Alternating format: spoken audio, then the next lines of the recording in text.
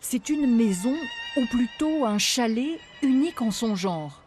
Une izba ukréno-russe érigée au milieu du parc de Valrose, aujourd'hui campus universitaire à Nice.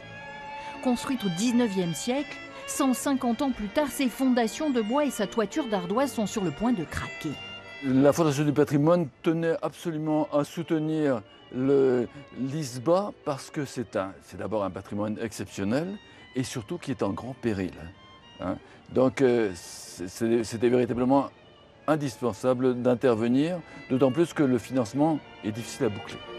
Alors, pour récolter une partie des 5 à 700 000 euros nécessaires, la Fondation du patrimoine et l'université candidatent pour le loto du patrimoine. Voilà. Ah oui, c'est vrai que c'est magnifique. Leur atout, l'histoire pleine de mystères de cette maison traditionnelle. Normalement, l'ISBA est, associée à une vieille dame. Et la vieille dame raconte beaucoup de légendes. Donc on peut imaginer beaucoup de choses. C'est la voie ouverte à l'imaginaire.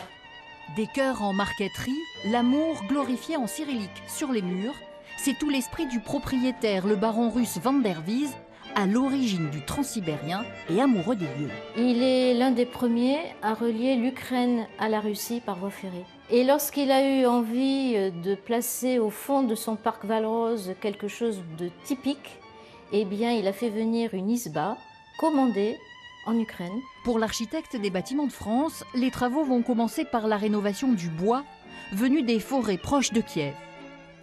Les rondins qui constituent la structure de la maison proviennent donc du domaine du baron Van der Wies et donc ils ont été démontés morceau par morceau, numérotés. Chaque rondin a été numéroté pour être remonté ici. Chaque campus est riche d'une histoire très forte avec un patrimoine incroyable et donc nous devons aussi, malgré des budgets contraints, essayer de l'entretenir au mieux. En 1870, le baron achète toute la colline pour y loger sa famille. Aujourd'hui, le château abrite les bureaux de l'administration. L'ISBA au fond du parc, rénové, deviendrait le bureau des étudiants internationaux.